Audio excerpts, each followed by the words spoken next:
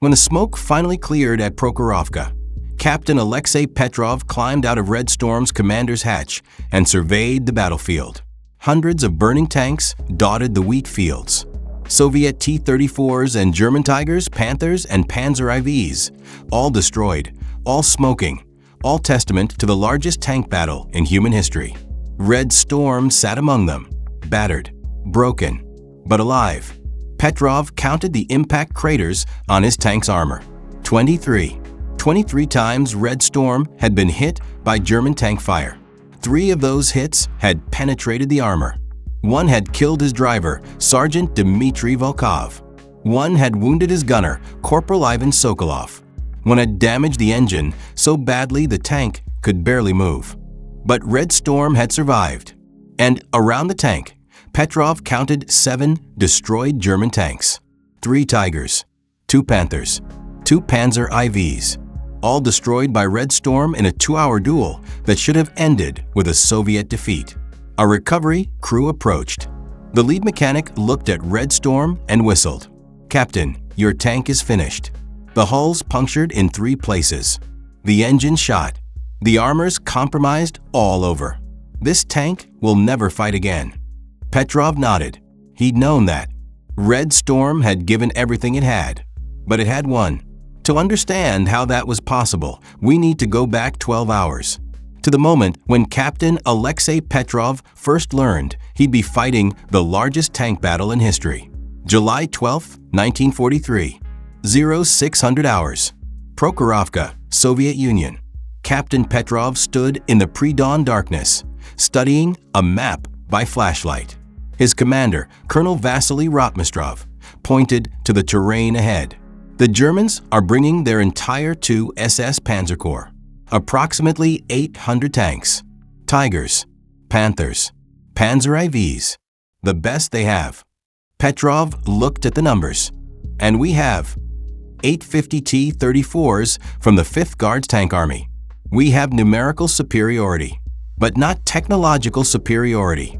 Rotmistrov met his eyes. No, not technological.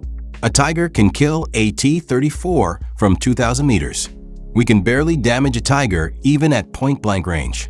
Their armor is twice as thick as ours. Their guns are bigger. Their tanks are better in every measurable way. Then how do we win? By doing what we did at Stalingrad. We get close. So close they can't use their range advantage. We use speed and maneuverability. We accept losses. And we refuse to break. Petrov understood. This wasn't going to be a battle. It was going to be a slaughter. The question was, whose slaughter? Orders, sir. At 0830 hours, we advance. Close range engagement. Get inside their kill zone as fast as possible. Make them fight at distances where our guns can penetrate their armor. And Captain, Rotmistrov paused. Make every shot count. We're going to lose a lot of tanks today. But if we stop them here, we stop the entire German offensive. Petrov returned to Red Storm. His crew was already awake, preparing the tank. They'd been together for 2 years since Stalingrad. They'd survived battles that killed most tank crews within their first month. Driver, Sergeant Dimitri Volkov, 42 years old, a farmer before the war. Steady hands, never panicked. Gunner, Corporal Ivan Sokolov, 26, former factory worker, best shot in the battalion. Loader, Private Yuri Petrov, 19, Alexei's younger brother. Fast, strong, never complained. Crew briefing, Petrov said. In 3 hours, we're going to fight approximately 800 German tanks. Most of them are Tigers and Panthers, technologically superior to our T-34 in every way. He let that sink in. Our strategy is simple. We charge them. We get close enough that our guns can hurt them. We use speed and maneuverability to compensate for armor and firepower.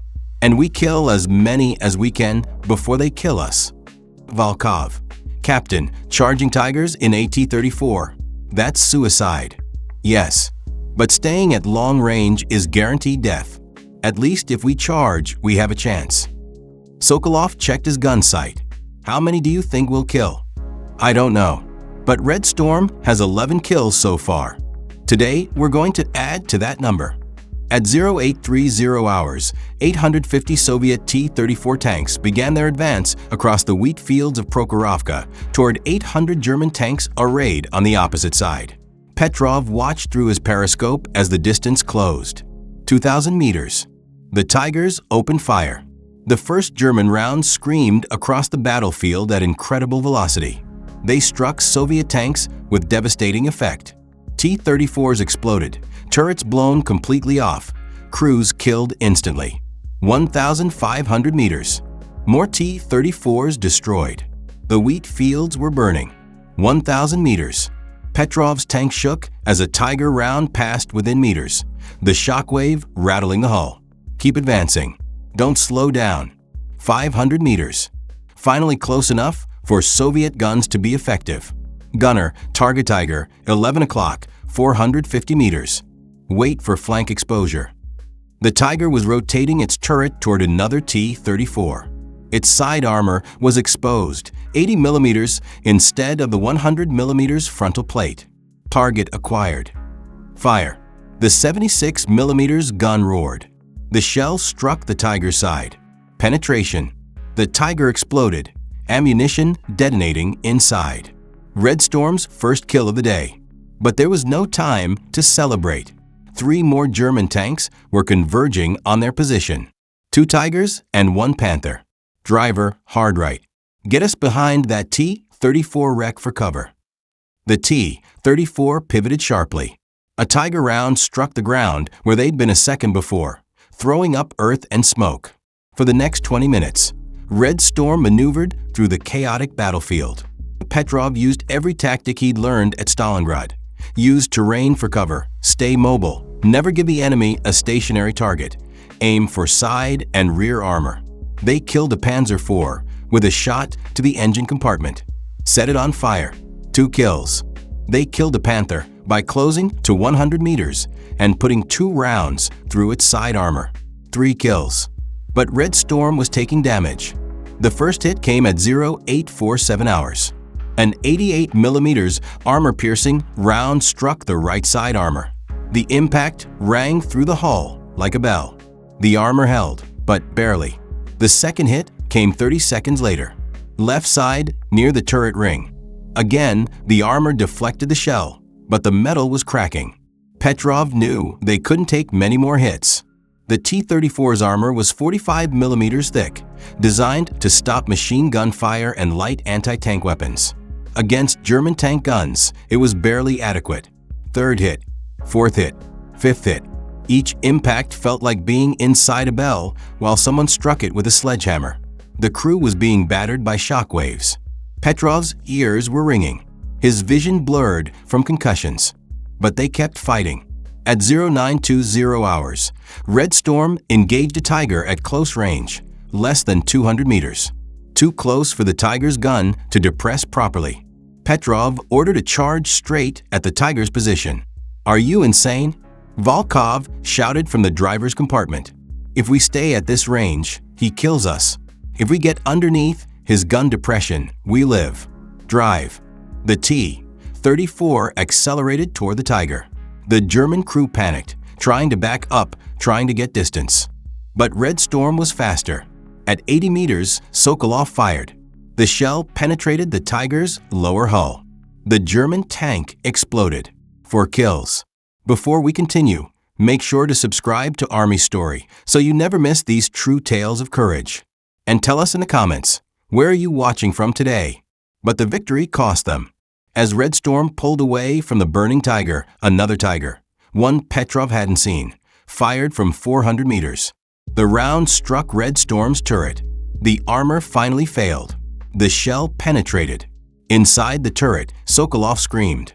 Shrapnel had torn through his left arm. Gunner hit. Gunner hit. Petrov grabbed the first aid kit, pulling bandages. Sokolov, can you still fire? Yes, Captain. But I can't load. Can't use my left arm. Petrov made a decision.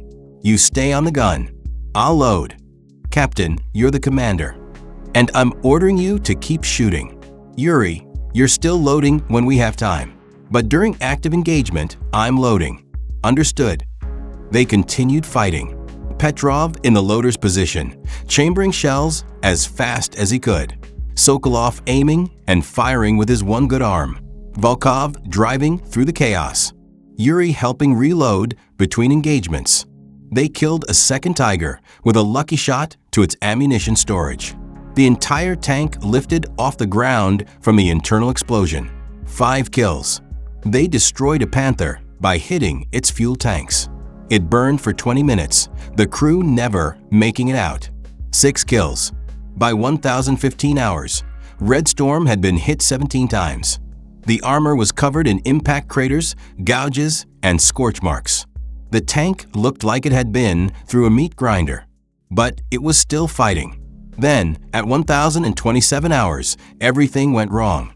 A Tiger's 88mm round finally found its mark. The armor-piercing shell struck Red Storm's lower hull at a perfect 90-degree angle. The 45mm armor, already weakened by 17 previous hits, couldn't stop it. The shell penetrated. It struck the driver's compartment. Sergeant Dimitri Volkov, who'd driven Red Storm through Stalingrad, through a dozen battles, through 2 years of war, died instantly. The T-34 lurched as Volkov's dead foot slipped off the pedals. The tank began to slow. Driver down. Driver down. Petrov's world narrowed to immediate survival. They were stopped. Immobile. Target practice for every German tank in range. Yuri, get forward and take the driver position. Now, his younger brother hesitated. Alexei, I've never. Move, or we all die. Yuri scrambled forward, climbing over Volkov's body in the cramped compartment. He dropped into the driver's seat, his hands shaking as he grabbed the controls. Pedals. Push the pedals. Get us moving. The T-34 lurched forward, jerky and unsteady. Yuri wasn't a trained driver, but he was moving the tank. Keep us mobile. Weave. Don't give them a stationary target. Petrov grabbed another shell, loaded it, tapped Sokolov's shoulder. Target Panzer IV, 2 o'clock, 350 meters. Sokolov, operating the gun with one arm, traversed the turret. Target acquired. Fire. The shell struck the Panzer IVs turret. Penetration. The German tank stopped moving. 7 kills. But Red Storm was dying. The hull was punctured. Fuel was leaking. The driver was dead. The gunner was wounded. The loader was now driving. And there were still German tanks everywhere. At 1045 hours, Red Storm took its 23rd hit. This time, the shell struck the engine compartment. Petrov felt the T-34 shudder. The engine temperature gauge spiked. Black smoke began pouring from the rear. Engine hit. We're losing power. The T-34 slowed dramatically. They could barely move. Petrov looked through his periscope. A Panther was approaching 300 meters away. Its gun trained on Red Storm. Sokolov, can you hit it? I'll try, Captain. Yuri, keep us angled. Don't give him a clean shot. The Panther fired. The round struck Red Storm's front glassy plate, the most heavily armored part of the T-34. The shell deflected, screaming off into the sky. Sokolov now. Sokolov fired. At 300 meters, with a wounded arm from a damaged tank. The shell struck the Panther's gun mantlet. Penetrated. The Panther's ammunition exploded. 8 kills, no weight. Petrov recounted. 3 Tigers. 2 Panthers. 2 Panzer IVs. 7 kills. The Panther was the 8th? No, he'd lost count in the chaos. Actually, the final count would be 3 Tigers, 2 Panthers, 2 Panzer IVs. 7 total. At 1052 hours, the Battle of Prokhorovka began to wind down. Both sides had taken catastrophic losses. Hundreds of tanks destroyed on both sides. The wheat fields were burning. The air was thick with smoke and the smell of burning fuel and flesh. Red Storm sat immobile, engine dead, hull punctured in multiple places, barely functional, but alive. Petrov ordered his crew to evacuate the tank. Sokolov, wounded and weak from blood loss, needed help climbing out. Yuri emerged from the driver's compartment, his hands covered in Volkov's blood, his face pale with shock. They pulled Volkov's body from the tank and laid him gently on the ground. 42 years old, a farmer, a good man, dead because a German shell had found the one weak point in the T-34's armor at the exact wrong angle. Petrov stood beside his friend's body and felt the weight of survival settle on his shoulders. Why had he lived while Volkov died? There was no answer, only randomness, only the brutal mathematics of war. When the recovery crew arrived, the lead mechanic examined Red Storm with a mixture of awe and disbelief. "Captain, I've never seen a tank take this much damage and survive. 23 hits, 3 penetrations, hull punctured, engine destroyed, armor compromised everywhere. This tank is finished." Petrov nodded. He already knew. Red Storm would never fight again. A colonel from Tank Command arrived, surveying the battlefield. He looked at the 7 destroyed German tanks surrounding Red Storm's position, then at the battered T-34. "Captain Petrov, how many times was your tank hit?" 23, sir." "And you destroyed 7 enemy tanks?" "Yes, sir. 3 Tigers, 2 Panthers, 2 Panzer IVs." The colonel walked around Red Storm, examining each impact crater, each gouge, each place where the armor had barely held. "Captain, this shouldn't be possible. A T-34 against 7 German heavy tanks? The mathematics don't work. You should have been destroyed in the first 10 minutes." Petrov looked at the smoking wreck that had been his home for 2 years of war, at the hull that had protected them through impossible odds, at the gun that had killed 7 German tanks. "Sir, the Germans had better tanks, better armor, better guns, better range, better everything." "Then how did you win?" Petrov thought about Volkov, dead in the driver's compartment, about Sokolov, fighting with a wounded arm, about Yuri learning to drive under fire, about the 2 hours of hell they'd endured. "Because they had better tanks, sir. But we had a better crew." The colonel nodded slowly. "What happened to your crew?" "Driver killed, gunner wounded. Loader had to become the driver during combat. I became the loader.